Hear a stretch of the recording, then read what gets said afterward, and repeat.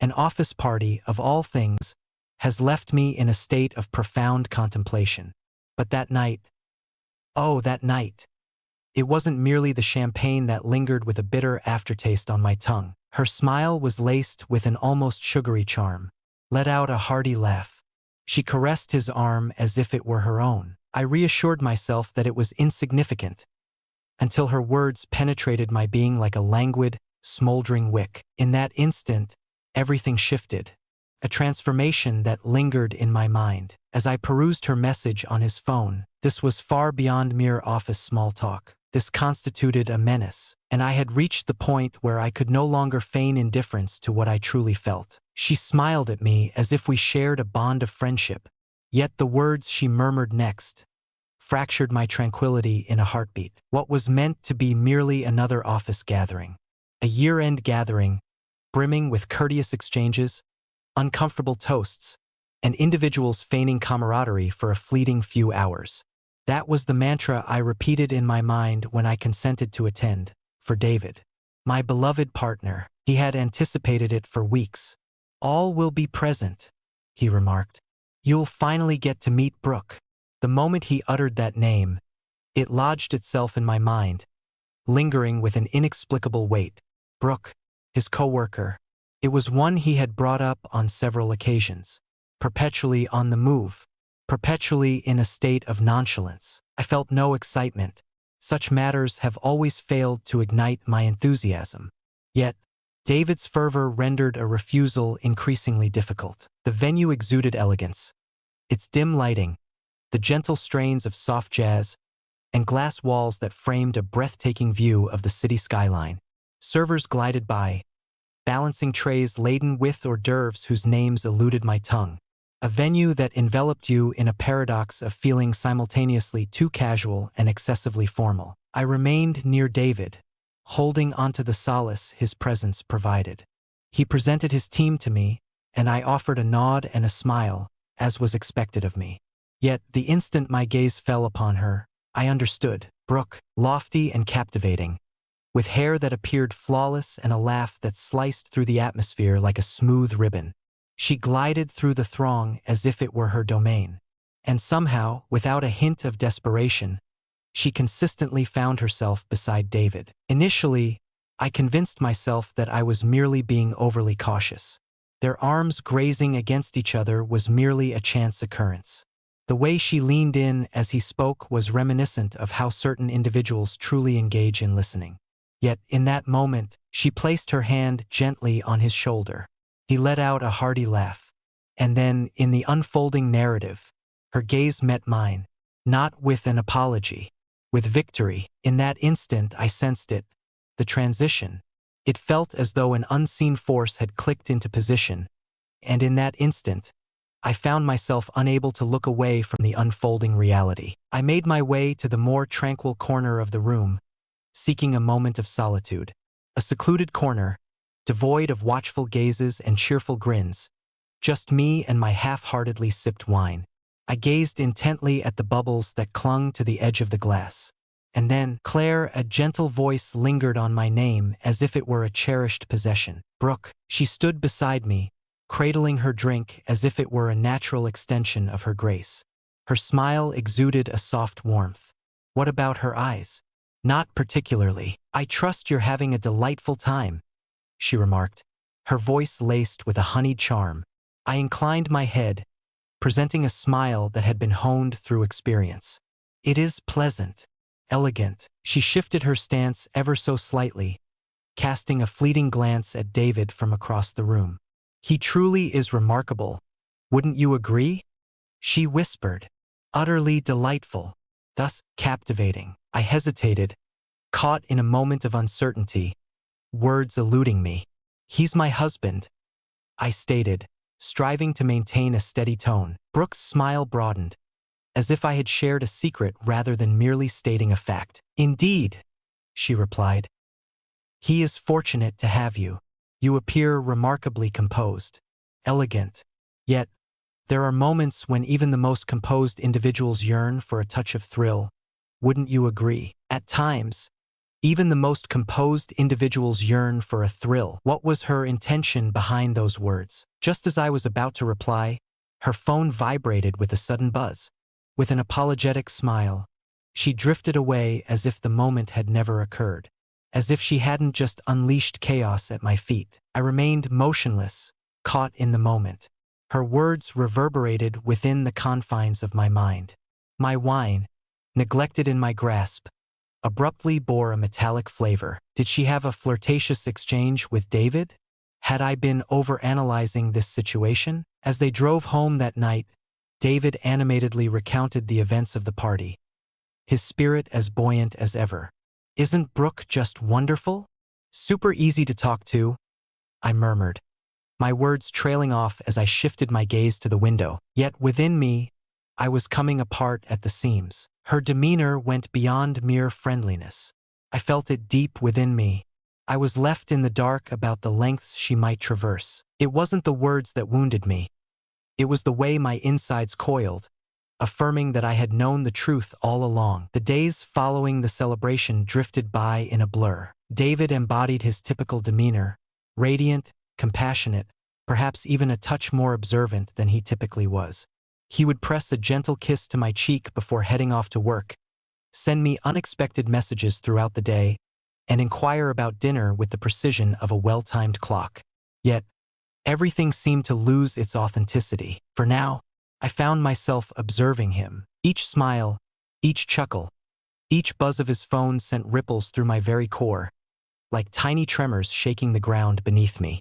Brooke had woven herself into the fabric of my thoughts, and despite my fervent desire to dismiss that evening, her words echoed in my mind, and the image of her gaze upon him lingered vividly before me. I attempted to brush it aside.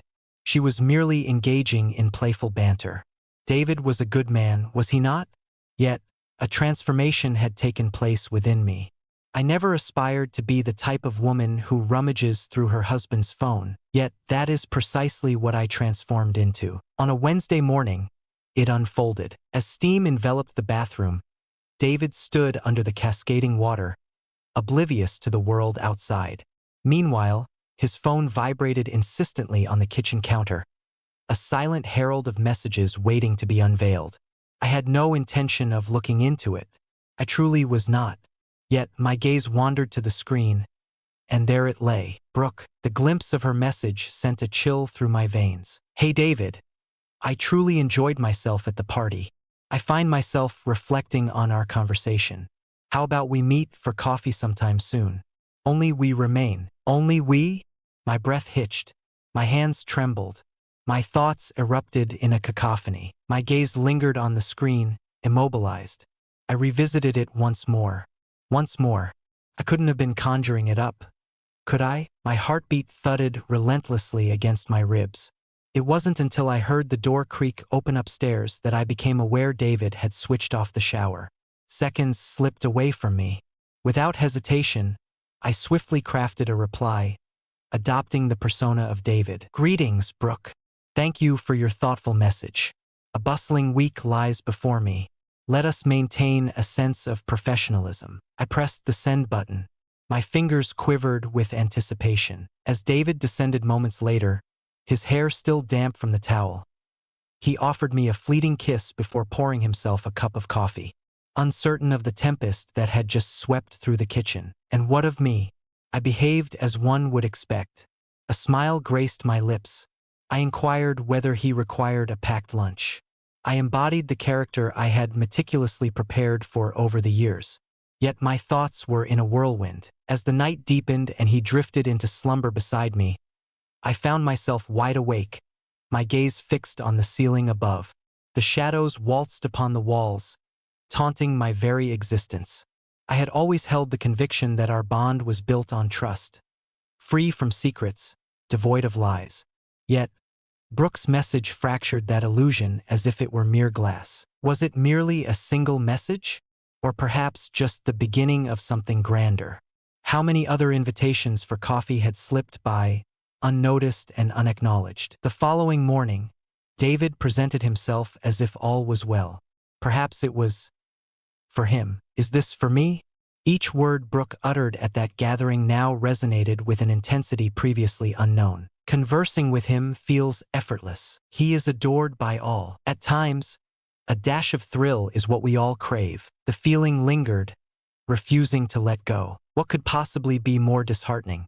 David appeared utterly oblivious to the transformation I had undergone. It wasn't the message that shattered me. It was the look on David's face when I confessed I had seen it. As the sun dipped below the horizon, casting long shadows across the room, I found myself at the edge of my endurance, having spent the day cloaked in the facade of normalcy. David sat on the couch, absorbed in the television, as if the world around him had remained untouched. I found myself in the kitchen, heart racing, gripping my cup of tea as if it were a lifeline. I realized that if I remained silent in this moment, the opportunity would slip away forever. I approached him and settled onto the armrest. Though my voice remained unwavering, a tempest of tremors surged within me. David, I came across the message from Brooke. He halted the television, gradually shifting his gaze in my direction, blinking as though I had uttered words from an unfamiliar tongue. Which message? He regarded me as if I were the one in need of justifying myself. I refrained from raising my voice. I held back my tears. I merely echoed it. She sent you a message. Following the celebration, she expressed a desire to gather over coffee. Only the two of you. For the briefest moment, his eyes flickered away. The slightest pause, though it seemed insignificant, was sufficient. I didn't reply, he said, his voice a touch too hasty. No, i replia, maintaining este adituna.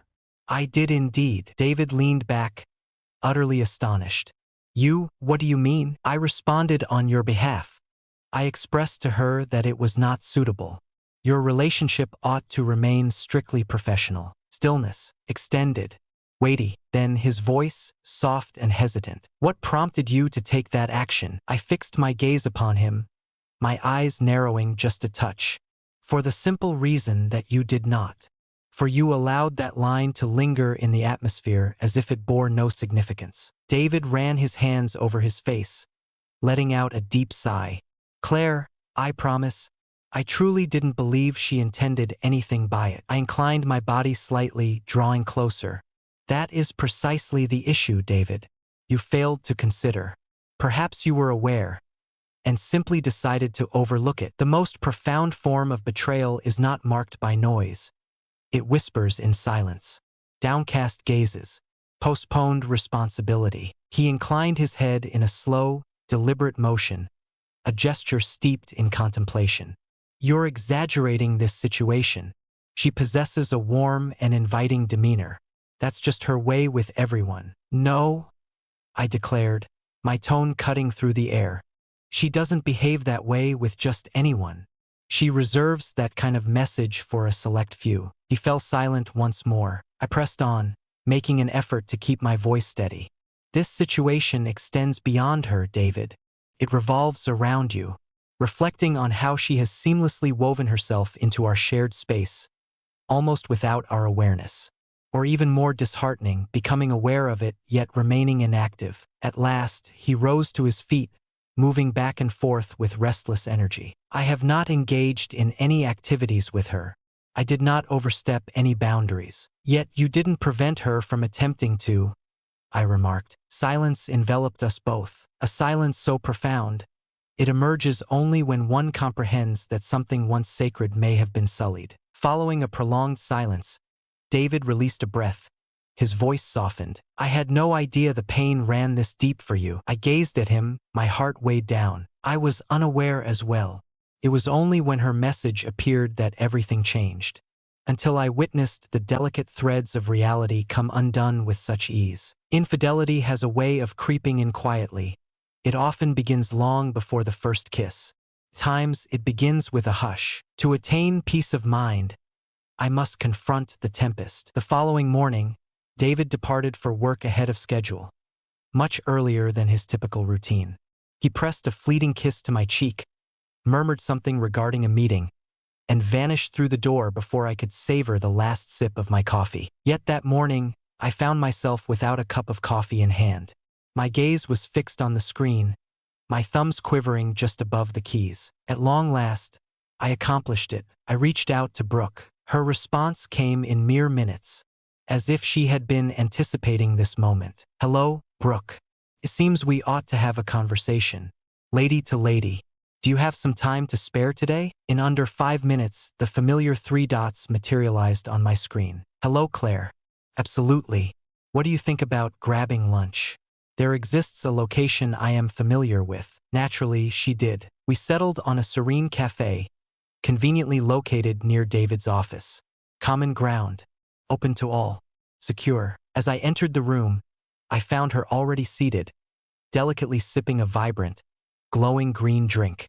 To my surprise, she appeared completely unfazed by my arrival. She appeared prepared. "Claire," she said with a smile, as if we were long-lost friends reconnecting after years apart. I took my seat opposite her, maintaining a calm and unreadable demeanor. "I appreciate your willingness to meet." She inclined her head. "Certainly. I had hoped we could have a conversation." She felt a calm assurance. "Nothing has ever frightened me quite like that. I made the most of every moment. I came across your messages to David." She inclined her head in agreement. "There is no room for denial. There is no justification. I suspected you would." A moment of silence lingered in the air. "Are you aware that he's married, correct?"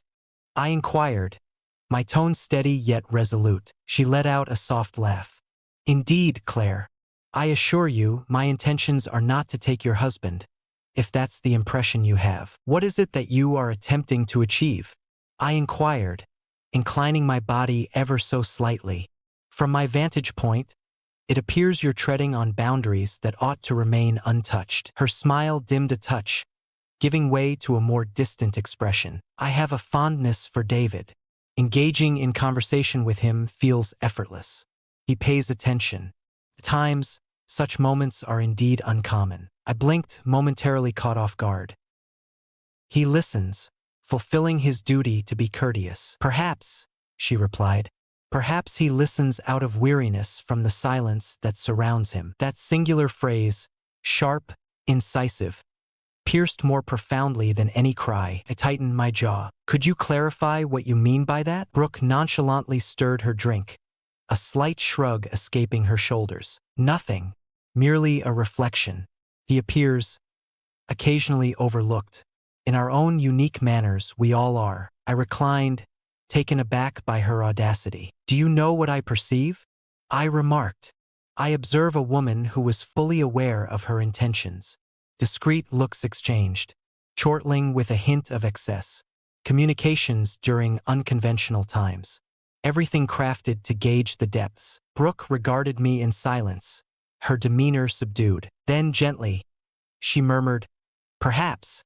Perhaps what I truly required was simply a companion to share my thoughts with." And there stood David. The stillness lingered. The warmth surged within me, a palpable intensity igniting in my chest.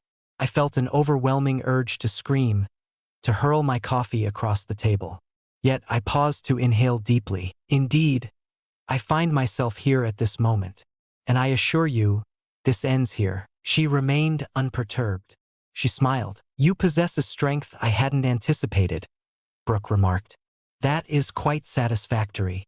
David is worthy of a partner who will stand by him and advocate for his needs." I rose to my feet. The sound of my chair scraping against the floor echoed in the silence. "He also deserves someone who doesn't allow other women to circle like vultures," I remarked, my voice barely above a whisper. Brooke smiled once more, cool, calm, composed. "Acknowledged." Upon stepping out of the cafe, a chilling realization washed over me. The conclusion had yet to be reached. Far from it. The subsequent days unfolded with their fair share of turbulence. Despite the conversations I had with David and Brooke, an unspoken tension lingered between us, leaving a sense of vulnerability in its wake. When trust is disturbed, it often struggles to find its way back to its original state. We made an effort, shared dinners at home, small gestures of affection, but an unspoken tension hung between us, elusive and unnamed. And then, an unexpected turn of events unfolded before my eyes. Package lay waiting on our doorstep. Only our names inscribed by hand at the top, with no return label in sight. David entered with an air of intrigue, his expression revealing a mix of curiosity, and as he extended it towards me, a shiver ran down my spine. "What is this?" I inquired, my fingers lingering at the fringes of the brown paper. "I have no clue," David remarked. "It was not placed through our channels." As I eased it open, a wave of dread washed over me. Within lay a diminutive USB drive. No note, no elucidation provided. Only the journey. Our gazes were fixed upon it. "Ought we to take a glance?" David inquired, his tone subdued. "It seems we have no choice." As we connected it to my laptop, a wave of unease washed over me, twisting my stomach in knots. A visual narrative. It's not lengthy, perhaps just a minute. Yet that fleeting moment proved to be sufficient. The footage captured on surveillance was revealing.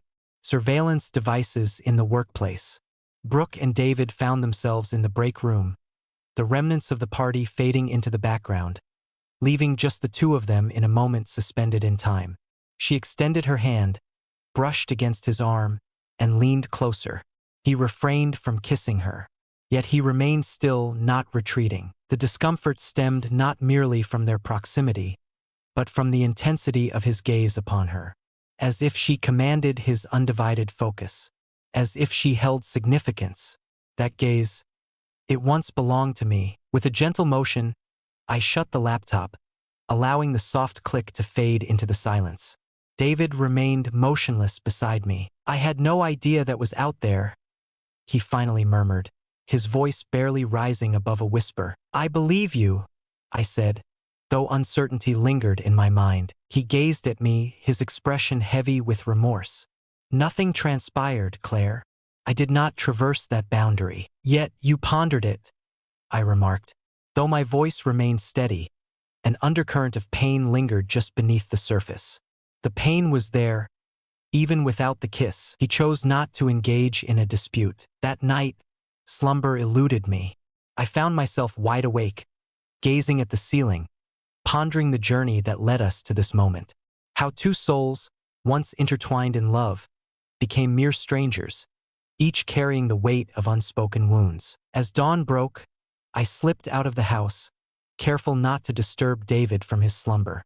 Space was a necessity for me. I ventured to the lake, the very one we frequented on those serene Sundays when existence felt simpler. I lingered on a bench for what seemed like an eternity, observing the water as it danced with the wind, surrendering to its gentle push without a hint of resistance. It simply flowed. Contemplation of forgiveness crossed my mind, concerning the process of reconstruction. Is that something I could pursue? Did I truly desire to? It was at that moment my phone vibrated. A note. "Greetings from Brooke." I stood still, caught in a moment of sheer disbelief. "Claire, I did not transmit that footage. I am uncertain about who was responsible. Perhaps it's an indication. I sincerely apologize. May you both discover your path ahead." I gazed at the screen, a swirl of confusion enveloping me. If she didn't send it, then who could have? A subsequent message arrived just moments later. This moment as narrated by Jason, a colleague of David's. "Greetings. I wanted to bring to your attention that I noticed Brooke's actions. I believed it was only right for you to be informed of the truth. I was the one who sent the video. Please don't hold any anger towards David. He acted without fault. She simply went too far." I remained seated, utterly bewildered. A blend of relief intertwined with fresh waves of emotion. A pair of eyes had been observing, and a decision was made to step in. Felt like an intrusion, yet it remains essential. After several hours, I finally made my way back home. David sat at the table, his eyes glistening with a hint of crimson, his hands trembling slightly. Upon catching sight of me, he rose to his feet. "I'm at a loss for words," he admitted, his voice trembling. "Yet, I am determined to mend this. I long for us to be together again." In that instant, a revelation dawned upon me. We had been anticipating the arrival of our Savior. Perhaps it was time for us to save ourselves. "I desire that as well," I murmured. "Not every tale of betrayal culminates in ruin. Some unveil fissures that have long existed. Certain forces compel us to delve further, to interrogate, to evolve. And some draw us nearer in ways we never anticipated. If this tale resonated with you, kindly give the video a thumbs up, subscribe, and share your reflections in the comments below. We share these narratives not for their simplicity, but for their authenticity. Perhaps, just perhaps, there exists someone who needs to be reminded that healing remains within reach. Until we meet again in the next video. And keep in mind, if you're grasping tightly, grasp with hope. If you must release, do so with affection.